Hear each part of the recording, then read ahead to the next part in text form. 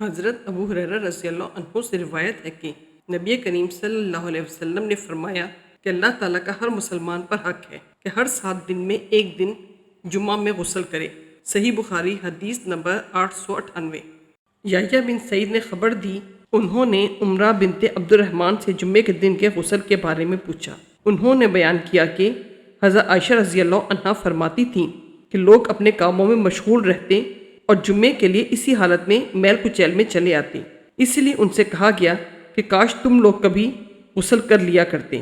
صحیح بخاری حدیث نمبر 903۔ عبایہ بن رفاعہ بن رافع بن ختیج نے بیان کیا، میں جمعے کے لیے جا رہا تھا، راستے میں ابو عبس رضی اللہ عنہ سے میری ملاقات ہوئی۔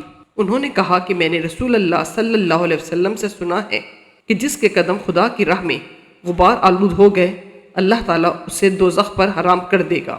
صحیح بخاری حدیث نمبر 907۔ ابو سلامہ بن عبد الرحمن نے خبر دی، وہ ابو ہریرہ رضی اللہ تعالیٰ عنہ سے روایت کرتے ہیں، انہوں نے آپ رسول اللہ صلی اللہ علیہ وسلم کو یہ کہتے ہوئے سنا کہ جب نماز کے لیے تکبیر کہی جائے تو دوڑتے ہوئے مت آؤ، بلکہ اپنی معمولی رفتار سے آؤ، پورے اطمینان کے ساتھ۔ پھر نماز کا جو حصہ امام کے ساتھ پا لو اسے پڑھ لو، اور جو رہ جائے اسے بعد میں پورا کرو۔ صحیح بخاری حدیث نمبر 908۔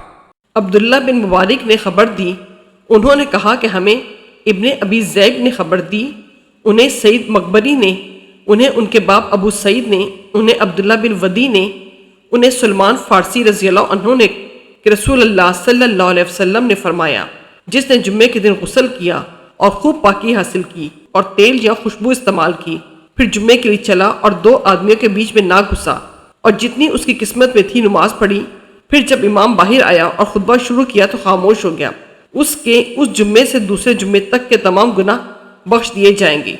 صحیح بخاری حدیث نمبر 910۔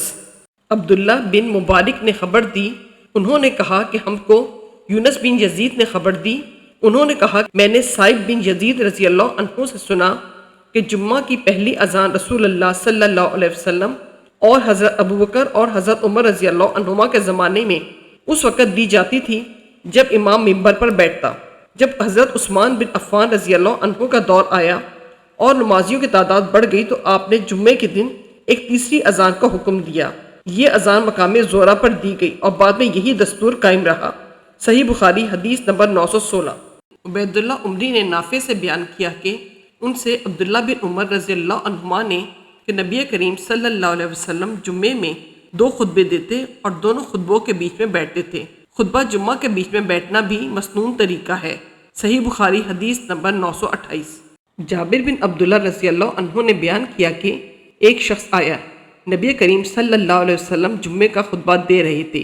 آپ صلی اللہ علیہ وسلم نے پوچھا کہ اے فلاں، کیا تم نے تحیۃ المسجد کی نماز پڑھ لی؟ اس نے کہا کہ نہیں۔ آپ صلی اللہ علیہ وسلم نے فرمایا، اچھا اٹھ اور 2 رکعت نماز پڑھ لے۔ صحیح بخاری حدیث نمبر 930۔